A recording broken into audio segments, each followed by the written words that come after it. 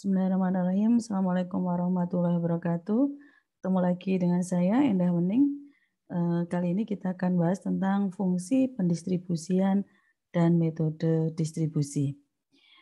Di awal bahasan kita, kita sudah membahas tentang beberapa fungsi dari manajemen logistik. Salah satunya yaitu fungsi distribusi.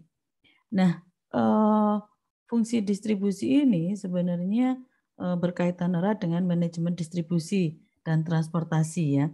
Kita mengenalnya yang namanya distribusi itu pengiriman ya, pengiriman dari apa itu namanya satu tempat ke tempat yang lain atau disebut dengan pengantaran, yaitu mengantarkan produk atau barang dari lokasi di mana produk tersebut diproduksi untuk sampai pada pelayanan kepada konsumen, bahkan sampai dengan layanan purna jual.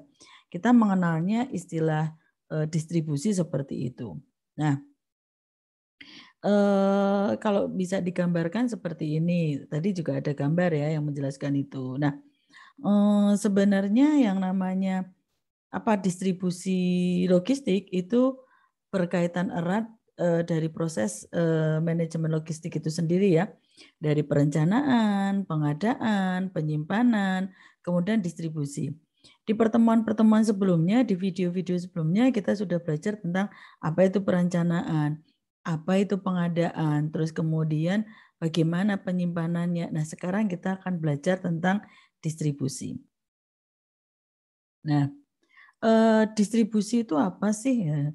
Distribusi logistik itu seperti apa sih? Kalau tadi di awal dijelaskan bahwa yang namanya distribusi itu pengantaran ya, mengantar dari tempat produksi barang atau logistik tersebut kepada konsumen, ya bahkan sampai ke purna jualnya. Nah, ini salah satu gambaran tentang distribusi. Nah, kalau ini distribusi yang dilakukan oleh pihak luar yang bahasanya sering kita sebut dengan logistik kayak gitu. Nah, yang akan kita bahas ini mungkin akan lebih internal ke perusahaan. Apa sih yang disebut dengan distribusi logistik gitu? Yang disebut dengan distribusi logistik itu adalah penyerahan logistik. Ya, dari mulai penerimaan ya. Jadi kan ada proses perencanaan, pengadaan, terus kemudian penyimpanan, distribusi. Yang namanya distribusi logistik ini dari penyerahan logistik, dari mulai penerimaan hasil pengadaan sampai dengan digunakan oleh petugas yang ditunjuk. Jadi kemarin di perencanaan kita bahas tentang bagian-bagian dari sebuah perusahaan itu mengajukan logistik yang mereka butuhkan. Kemudian ketika bendahara melihat keuangannya cukup, maka dia mengadakan pengadaan, menyuruh bagian pengadaan. Kemudian dibentuk tim pengadaan. Pengadaan dilakukan dengan rekanan atau beli sendiri atau membuat. Kemudian habis itu barang dikirim. Nah, setelah dikirim otomatis ada penerimaan. Penerimaan kemudian ada penyimpanan. Nah, dari penyimpanan ini maka akan diserahkan atau disampaikan kepada bagian-bagian yang membutuhkan. Itu biasa disebut dengan distribusi logistik. Nah, ada beberapa tahapan dalam pendistribusian logistik. Tahapan yang pertama itu adalah penerimaan logistik dari pengadaan logistik. Ya, yang pertama itu penerimaan dulu. Kita tidak mungkin mengadakan distribusi logistik ketika belum menerima logistik itu sendiri dari bagian pengadaan logistik. Nah, sebelum didistribusikan, logistik ini dilakukan pemeriksaan. Ya, pemeriksaan ini meliputi apa saja? Pemeriksaannya bisa meliputi tentang jenis barang sesuai tidak dengan kontrak, ya, baik jenisnya, spesifikasinya, dan jumlahnya. Kita cocokkan dulu sama tidak dengan kontrak yang dilakukan. Yang kedua, kelengkapan dokumen pendukungnya. Apakah ada kartu garansi, apakah ada manualnya, itu harus kita cek. Yang ketiga, kelengkapan dokumen pengiriman. Seperti ya fakturnya ada enggak, ya kan? Sesuai enggak nama rekanannya, tanggal pengirimannya, jenisnya dan jumlahnya dan lain sebagainya. Itu harus dicocokkan. Setelah itu, waktu pengirimannya apakah telah melampaui batas waktu atau sesuai dengan batas waktu yang tertera dalam kontrak? Jangan-jangan nih dari bagian rekanan yang menyediakan logistik itu pengirimannya tidak tepat waktu. Ketika pengirimannya tidak tepat waktu, maka tidak boleh kita menyesuaikan dengan tanggal dia disesuaikan dengan tanggal kontraknya gitu. Kalau dia memang melebihi waktu yang telah ditentukan, ya ditulis di situ melebihi waktu yang telah ditentukan. Karena ini nanti ada evaluasinya. Terus kemudian juga memperhatikan tugas dan wewenang panitia penerimaan barang. Nah, setelah 2 tahap ini, tahap selanjutnya adalah mengkalibrasi. Mengkalibrasi itu mengukur lagi apakah logistik yang dikirim itu, kalau logistik yang memerlukan kalibrasi, misalkan perlu pengukuran, ya perlu penimbangan, atau perlu uji coba atau uji fungsi, itu harus dilakukan. Nah, nanti setelah dilakukan kalibrasi atau uji coba atau uji fungsi, maka dituangkan dalam berita acara kalibrasi.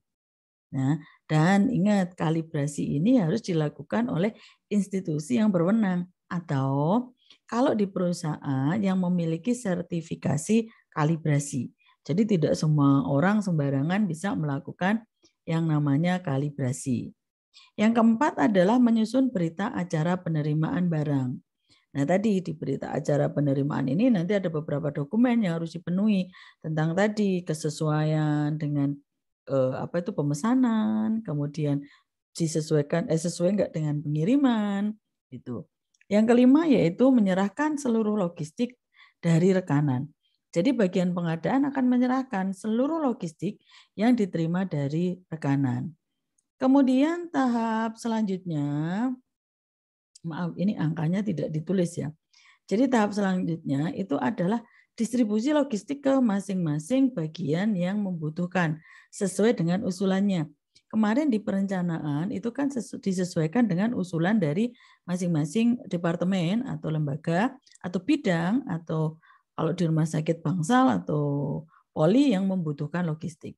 Nah, setelah logistik itu tadi diterima, maka akan didistribusikan, diberikan kepada masing-masing yang membutuhkan sesuai dengan surat usulannya kemarin. Nah, semua proses dilakukan harus ada jejak akuntansinya, ada jejak pencatatannya, itu penting. Nah, kemudian yang langkah selanjutnya yaitu menyerahkan logistik ke masing-masing pengguna. Harus diberikan kepada penanggung jawab departemen atau bagian atau bangsal. Tidak boleh hanya diberikan ditaruh begitu saja, tidak boleh. Tapi harus ada serah terimanya. Nah, baru nanti departemen penerima atau pengguna atau user dari logistik tadi itu melakukan pengecekan. Kan dia juga ada surat untuk mengajukan toh logistiknya apa saja, maka dicek sesuai tidak dengan permintaan yang mereka lakukan, ya. Terus kemudian diuji coba, diuji fungsi. Kalau logistik peralatan tersebut membutuhkan pelatihan untuk mengoperasionalkan peralatan-peralatan, maka perlu juga pelatihan kepada operator-operator, ya, serta memberikan kelengkapan yang lain. Nah, jadi yang namanya tahap-tahapan pendistribusian dilakukan seperti itu. Atau tahapan pendistribusian ini kalau digambarkan bisa seperti ini. Ya, maaf saya agak bergeser dulu. Nah, ini gambaran proses distribusi logistik. Jadi yang pertama kan penyedia barang nih. Penyedia barang itu kan menyerahkan kepada panitia penerimaan barang atau logistik. Ya. Kemudian panitia penerimaan logistik ini memberikan kepada bendahara logistik. Nah, bendahara logistik ini mencatat untuk digunakan dalam pelaporan. Nah, kemudian ini yang dilakukan distribusi kepada para pengguna atau user. Nah, kalau tadi nih ketika kita kita terima kan kita cek, ada uji coba, ada uji fungsi. Kalau misalkan peralatan butuh pelatihan untuk mengoperasikan peralatan itu, ada namanya pelatihan. Maka yang lakukan pelatihan adalah penyedia barang. Maka nanti penyedia barang atas izin nih bendahara logistik itu melakukan pelatihan kepada pengguna atau user atau departemen-departemen yang membutuhkan tadi.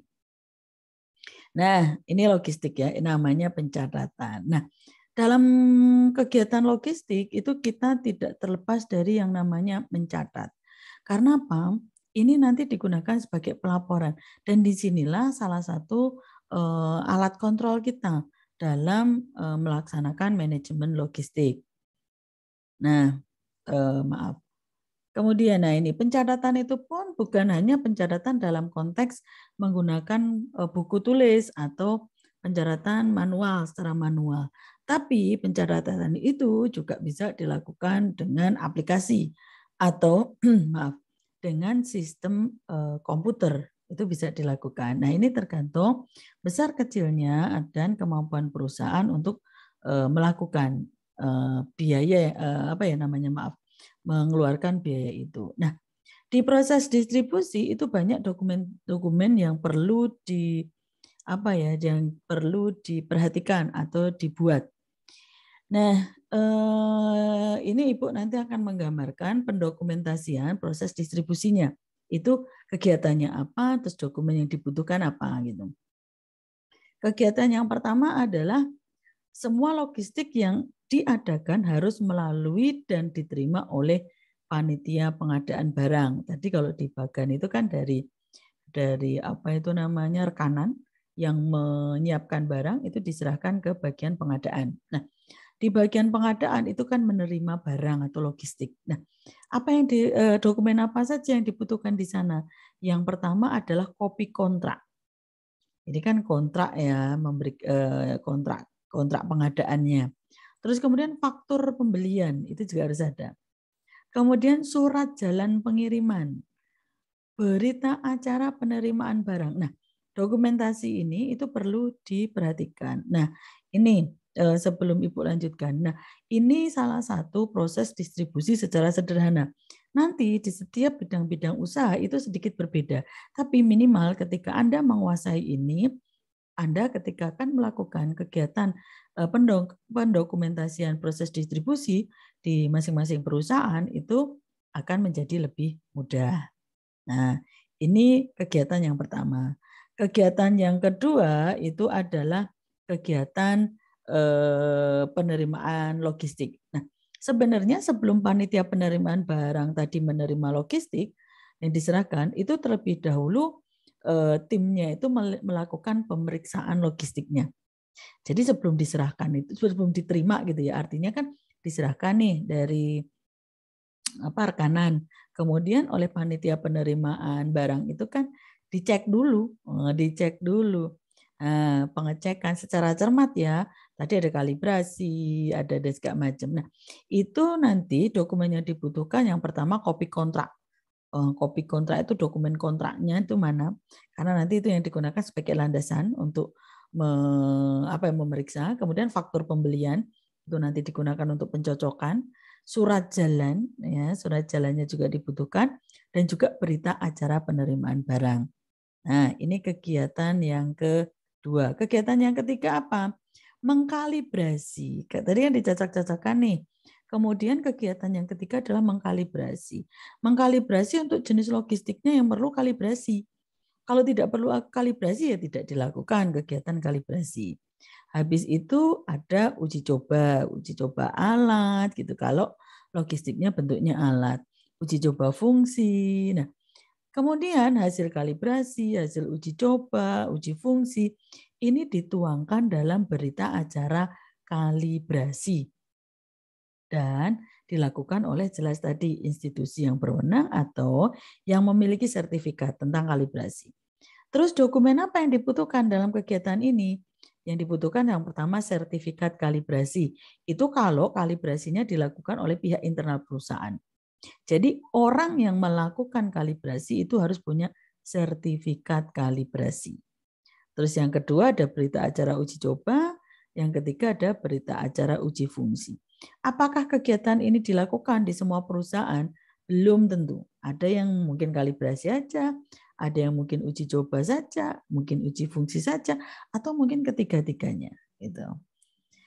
Nah, kemudian langkah yang keempat, kegiatan yang keempat itu adalah menyerahkan logistik ke bendahara logistik untuk dilakukan pencatatan. Nah, tadi seperti di bagian tadi ya, dilakukan pencatatan. Nah, penyerahan ini dilakukan dengan berita acara penyerahan barang dari panitia penerimaan barang kepada bendahara logistik. Jadi tetap disertai berita acara. Setiap penyerahan barang kepada pihak lain atau bidang lain itu selalu disertai dengan berita acara serah terima. Nah, dokumen apa saja yang dibutuhkan di kegiatan ini? Jelas. Yang pertama adalah berita acara serah terima barang. Yang kedua, faktur pengiriman. Ya. Yang ketiga, surat pengantar pengiriman barang. Berita acara pemeriksaan barang tadi. Ada uji coba, uji fungsi, ada kalibrasi, itu juga disertakan. Itu dokumen yang dibutuhkan. Terus kemudian langkah berikutnya adalah distribusi logistik. Maaf kalau ada salah ketik di sini ya. Ada distribusi logistik. Nah, distribusi logistik ini ke bagian masing-masing, ke masing-masing bagian atau departemen sesuai dengan usulannya, permintaannya tadi ya. Nah, semua proses yang dilalui harus disertai dengan dokumen serah terima yang biasa disebut dengan berita acara serah terima barang. Ingat ya. Jadi ketika Anda menyerahkan logistik ke manapun itu harus ada dokumen ini. Maka dokumen apa saja yang dibutuhkan? Nah, yang pertama melakukan pencatatan dalam buku induk inventaris barang di kegiatan distribusi loh ini ya. Terus membuat laporan mutasi barang tahunan atau disebut LMBT. Terus kemudian entry data untuk keperluan BMKN, yaitu kelengkapan laporan keuangan. Nah, itu tentang kegiatan dan dokumen yang dibutuhkan ketika kita melakukan pendistribusian logistik. Nah, prosesnya itu sebenarnya bisa dilihat seperti ini. Nah, ini ya. Dari sini deh penyedia barang. Penyedia barang ini kan dari manajemen. Manajemen itu kan kontrak kerja ya.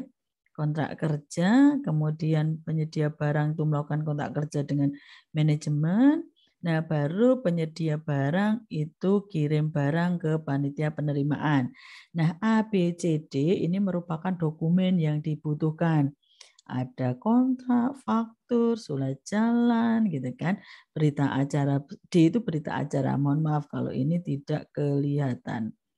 Nah, itu D itu berita acara. Terus kemudian panitia penerimaan. Nah, panitia penerimaan ini mengirim ke bendara logistik. Dokumennya sama. Ya, baru bendara logistik itu mencatat pelaporannya, mencatat untuk pelaporan, dan ke user itu selalu disertai dengan berita acara penyerahan barang. Nah, penyedia barang kalau melakukan pelatihan-pelatihan atau uji fungsi tadi itu ada dokumen uji coba, uji fungsi, serta sertifikat kalibrasi. Ya, ini kalau digambarkan dalam bentuk proses kegiatan. Nah, kemudian, ini sumbernya tentang apa itu materi kita pada saat ini. Nah, ada tugas. Nah, sekarang tugasnya begini. Anda mencari referensi tentang sistem atau metode distribusi logistik di masing-masing konsentrasi mata kuliah Anda. Oke,